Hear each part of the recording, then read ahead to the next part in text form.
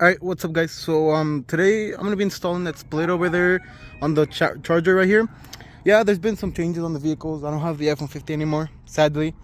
But this is a nice car, I won't lie. So yeah, let's get to install the splitter and let's see how long it lasts. Alright, so to put the whole splitter on, you have to put the sides on first with this kit.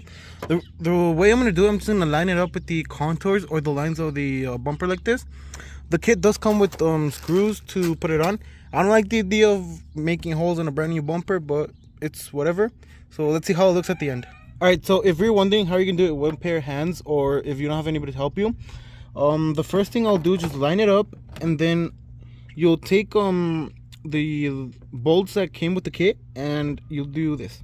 You'll take the bolt and you'll just puncture the bumper where it's supposed to screw in. You'll make little indentures like that. And down here I made one too right there. And the first I'll screw this one on the over here and the other one that comes all the way down here. So yeah, by doing that method you have no gaps right there where there shouldn't be any gaps. So I'll firstly screw the one that goes down here and then the other one that goes down here. And for this one you have to make sure this lip over here is very aligned with this, so you don't have the big ass gap. So then I'll screw this one and the rest of them. So yeah. So I have the left and right side on. They look pretty nice, even though it's not complete, of course. They look nice from the side, everything. So the middle part isn't as hard as I thought. For the middle, you do have to use these smaller screws compared to the big ones down here. The smaller screws are gonna go on these little nibs right here. You do have to align this part with this part. If not, you're gonna have an ugly gap. Right now, I do have this gap right here because I haven't screwed in the big ones on the middle.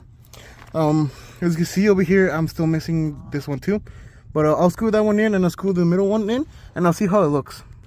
So now that I have all the screws bolted in and tightened up, it is pretty it's not flimsy anymore. It's pretty strong.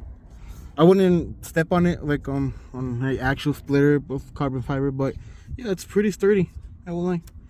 Alright, so now I want to do the second middle part that goes on the bottom of the top one. It's the same thing, just line up all the holes and it'll be it.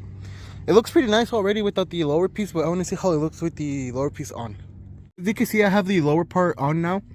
It's not that flimsy, it's pretty sturdy. The whole bumper moves actually, so it's bolted on pretty nicely. So same thing, it's just smaller screws on the bottom. You can see right there. Let me focus. Right there, and 2 over here, and there's gonna be 4 more on this side. But yeah, it's pretty simple, easy as that. It looks pretty nice. So that's done. It's pretty sturdy on there. It's pretty good quality for 70-80 bucks of Amazon. I like the gloss black. I wish I could have gotten carbon fiber. I don't have anything carbon fiber on the car. It's either matte black, green, or shiny black. So yeah, it's pretty good.